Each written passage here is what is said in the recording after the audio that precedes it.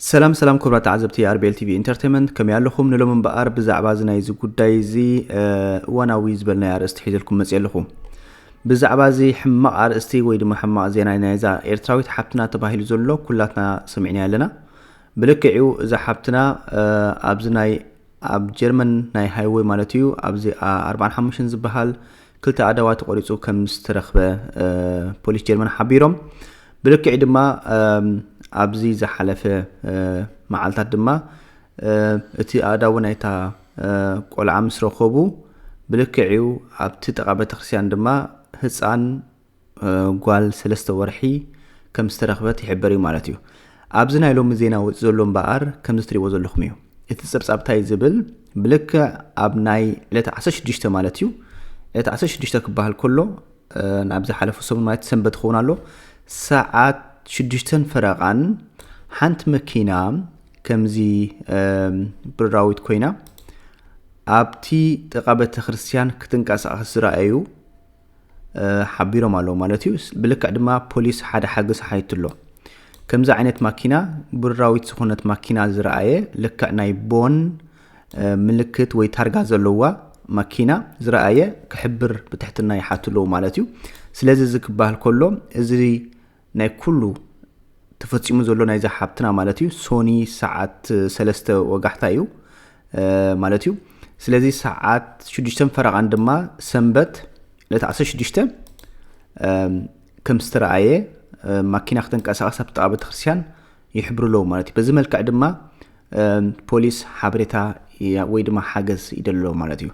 سلازي كما يزو قداي تفصيمو نزبل حطو زخونا سبكو خاي يبولون ግን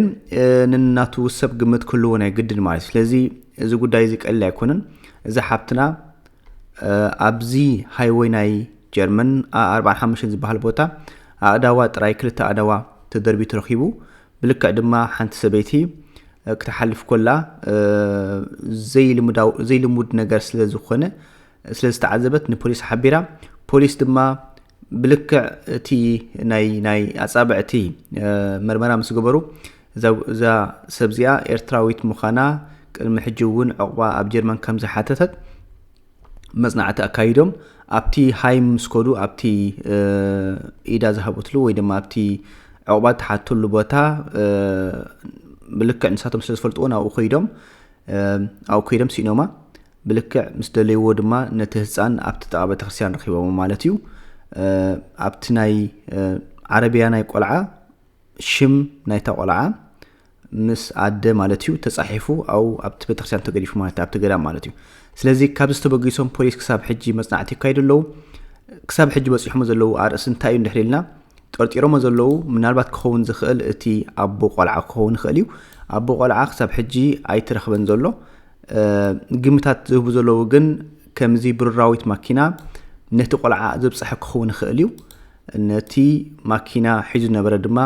قمت هيو مالو مالتيو نزا ماكينه زي نخروك وادما بوليس يسعرو له مالتيو سلازي كم نري دلنا قصيركم كتنبو تخوليكم اما عكا زينا جرمن تزرك حلو لامنتا فيسبوك ون سترغملو كم نري دلنا بوليس براو حبرن ناي بون من لي زلوا ماكينه زرايه يبل مالتيو كم زي كان حاونا صحيفو زلو ويدما ترجمو زلو تحرينا بزي يمناي بوتا بوليس براوي حبرن نايبون مللي تارغا زلوا ماكينه يدلي كساب حجي ترخب زلو حبريتا انتايو سلازمي اول حونا كنبوينا نايزا ايدا تقوريصو زلو نايزا ايدا تقوريصو ترخب نساغن كساب حجي زي ترخبت حبتنا حدش حبريتا اتو ود 3 ورحي حصان اب قدام عند ابونا انطونيوس كم استرخبه زفلت كينو ابتا عربيا حصان كلتا ورقات ترخيبن ابتا نايتا عربيا قلعه كلتا ورقات ترخيبن تايزبليو اتمرا تدما سمناي تاعدن سمناي تحصانن مساله لدتو حزن كم زنبرا اتم زرخبو فلاسناي تقدام يحبروا مالتي توساخي حبريتا بوليس هاغن ابتكبابي برراوي حبرن نايبوتا ملي ترغا زلوا ماكينه كباب ساعه 6 فراغان يمشت ترايا كم زنبرت يحبر بوليس بتخكل قطر نايتا ماكينه زرايه سب انتلو كحبرهم يحتت مالت لذي ساعه 6 فرقان اذا قداي ساعه علت 10 شوعات مالت ናብ ሶኒ ዘውግሕዩ ኣጋጢሙ ስለዚ ብልክዕ እንታይ ኣጋጢሙ ድማ ገምገምናቶም ወስድሎ ማለት እዩ ስለዚ ኩረት ዓለብቲ ሓገዝ ይሓትለው ክትሕብርዎም ድሕሪ ዝኾነ ሪኢኹም ድማ ክትሕብርዎም ብትሕትና ይሓትለው ማለት እዩ ስለዚ ኣብዚ ርእሲ እዚ ብዙሕ ክንዛረብ ንኽእል ኢና ግን ክሳብ ሕጂ ንጹር ዘይኮነ ኣገዳሲ ኮይኑ ይስማዕን ግን ኣብዚ ሕጂ እዋን ሓውና መስያት ቤትና ዘከራስ ክብራት ቡን ኣብ ኢትዮጵያ ኮይኑ ሓንቲ ቪድዮ ሰርኪሑ ነይሩ ምዝ ጉዳይ ተማሰል ማለት እዩ ኣብዚ ትሪእዎ ዘለኹም ንእሽተ ንስማዓያ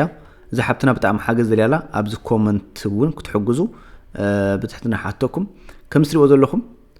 እንታይ ያጋጢሙ ዘሎ ሕፅር ዝበለ ንስማዓያ መጀመርታ ንፅዚ ኣቦዶን ይበሃል ናብ ዝመፀኹም ምክንያት ከዓኒ ክቡር ክንክን ሕክምና ክግበረለይ በዓል ቤት ይብለውዶ ኣለይ ሓደጋ ካብ ራብዓይ ደርቢኻ ስለዘዝደፈኒ ብዝያራ ጠና ምትኽንረክብ ናብ ዝመፂ ብጣዕሚ ዘገርም እዩ መጀመርታ ዛኪ ትንኪኡ ስለቲ ከምዚ ዓይነት ቪድዮ ዝሰርጋሕካ ዘገርም ግን ከምዚ ዓይነት ነገራት ብብዝሕ ይመጽ ኣሎ ሕጂ እውን ኣብ ኢትዮጵያ ማለት ቅድሚ ሕጂ ከም ዝተሰምዕ ይፈልጥ ናብ ኢትዮጵያ ብጀካ ኤውሮጳ ተዘይኮይኑ ኣብ ኢትዮጵያ ዝሓብትና ካብ ራብዓይ ደርቢ እዩ ናብ በዓል ቤታ ኣደኽል ተቆልዕያ ታዝ ቪድዮ ስምዕዋ ሓገዝ ሓይታላ ስለዚ ታስያ ስለዘላ ናይ ሕክምና ሓገዝ የልያሎ ክትሕግዝዋ ብትሕትና ናሓትት ካብ ራብዓይ ደርቢ እዩ ግሒፍዋ ስለዚ ብህይወታ ተሪፋላ ግን ብዙሕ ነብሳት ሃስያ ማለት እዩ ክሳብ ናይ ከብዲ ኦፕሬሽን ጌራ ክሳብ ኣጋራ ኩሉ ሙሉ ማለት እዩ ማለት ኣብ ጽቡቕ ደረጃ የላን ስድራ ቤት ድማ ክኽእሉ ወይ ክእሉን እዮም እንታይ ክብስል ዘለኹ እዚአን ክልተ ቪድዮ የምፀና ኣለኹ ኣብዚ ሕጂ እዋን ሲ ማለት ቅድሚ 2 ዓመት ሕማቕ ርሳት ከምዚ ይስማዕ ነይሩ ክበሃል ከሎ ኣብ ይዝከረኒ ኣብ ኖርዌይ ወላ ኣብ ሽወደን ቀትለት ምሰጋጠመ ወይ ኣብ አይ ቲንክ ኣብ ኤውሮጳ ያበይ ምዃኑ ኣይዝክረኒ ወይ ኣብ ዴንማርክ ክኸውን ይኽእል እዩ ቀትለት ኣጋጢሙ ነይሩ ቅድሚ 2 ዓመት ሓደ ኤርትራዊ ንሓንቲ ኤርትራዊ ቀትልዋ ብድሕሩ ኣብ ልክዕ ዝተወሰነ እዋን እውን ኣብቲ እዋንቲ ድሕሪ ወርሒ ወራ ገለ ኣቢሉ ኣብ ጀርመን እውን ኣብዚ ሃምቡርግ ኣቢሉ ካኹም ኣጋጢሙ ስለዚ ሰብ ተጸሊሉ በቃ ገሪሞ ነይሩ ኣብዚ ሕጂ እዋን እውን ሰላም ረኺብና እንዳበልና ኮለናስ ኣብዚ ሕጂ እዋን ሕጂ እውን እቲ ዜናታት ሕማቕ ንፋስ መጻሎ ተጠንቅ እንታይ እዩ ማለት ናይ ብሓቂ ደቂ ኣንስትዮ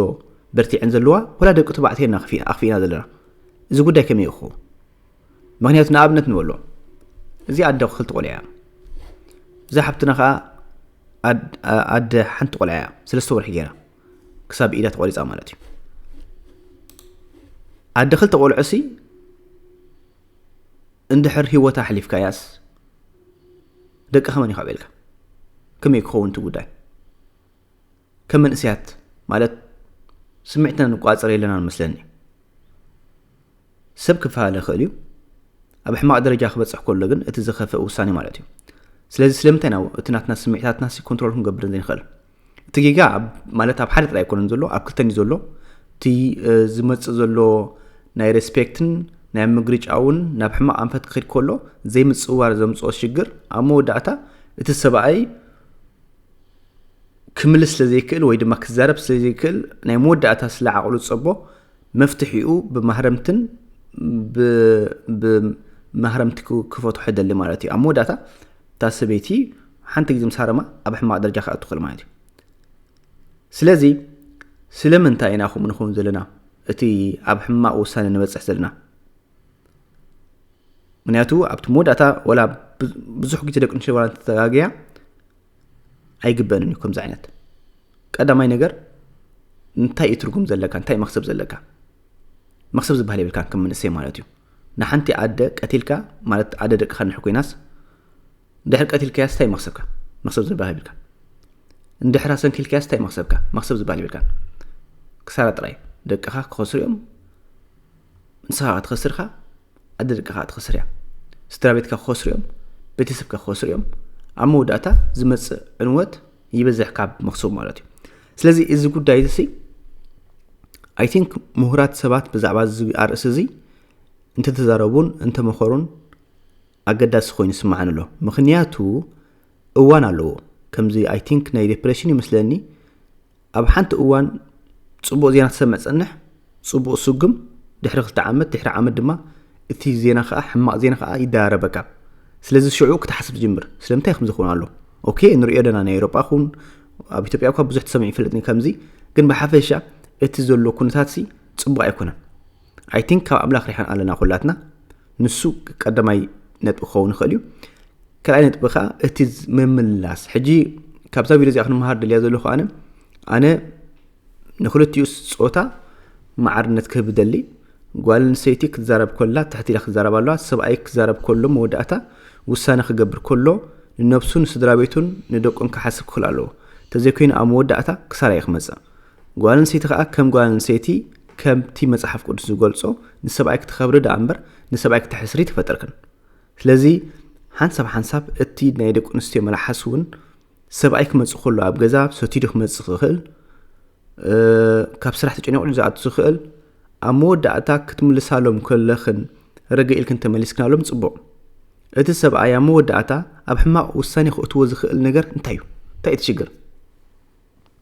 ኣብቲ ዘሎ ናይ ምርዛም ናይ ቃላት እዩ ካብኡ ተበጊሱ እዩ ናይ ተስፋ ቁርጽ ሰብኣይ ድማ ናብ ሕማቕ ደረጃ ክኣቱ ዝኽእል ስለዚ ኣይ ቲንክ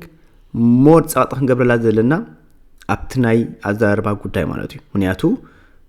ካብዚ ዝተበገሰ እዩ ሓዊ ዝኣትዎ ዘሎ ህይወት ማለት እዩ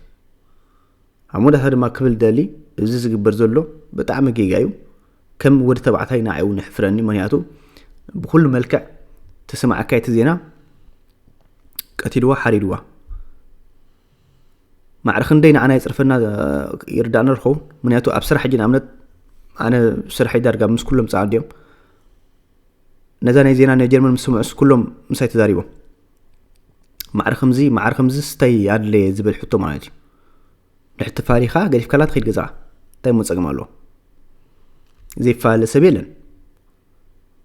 ሕጂ ትሽምና እውን እንዳኸፍአ ክኸይድ ኣሎ ያ ይርዳእኒዩ ኣባና ጥራይ ኣይኮነን ወላ ብፃዕዳ እውን ምቅታል ብዙሕ እዩ ግን እቲ ዘሎ ሬስፔክት ንዓና እውን ትንክፈና እዩ ስለዚ በጃኻትኩም መንእሰያት ሓዳር ተኸደ ሓዳር ክመፅእ ኽእል እዩ ግን ንጓል ኣንስተይቲ ኣይንተንክፍ እንተ ተንኪፍናያ ሓንቲ ካሰቱ ታሪም ካያሲ ክትመውት ትኽእል እያ ኣመን ዝበሃል የለን ኣብ ምንታይ ተሃርማይ ዘለዎ ሕቶ ምስ ሓረቃይ ትፈልጥና ወላሓን ትፈልጥና ስለዚ ናይ መዓልቲ ጉዳይ ጥራይ ስለዚ እንተዘይ ተንክፍካያ ንጓል ኣንስተይቲ ተመራፂ ኪደላ ውፅኣላ ንሕፀሪፋትካ ምሕር ናበልካ ኺድ ምክንያቱ ብፍላይ ቆልዑ እንድሕወሊድካ ትዝኸፍአ ህይወትካ ሙሉእ ምሳኻ እዩ ስለዚ ንጠንቀቕ በጃኻትኩም እዚ ብዙሕ ዘረባ ይደልኒ ስለዚ በጃኻትኩም ኣብቲ ኮመንት ኸ ኩላትኩም ተማዓዓዱ ቶም ምሁራት ድማ ነዚ ሰብ ነዚ መንእሰይ ትምህርቲ የድልዩ ኣሎ ይቐኒለይ ሰላም ወሰናይ ነዚ ሓብትና ኸ ምሕረት የውርደላ ንኹሎም ማለት እዩ ቻው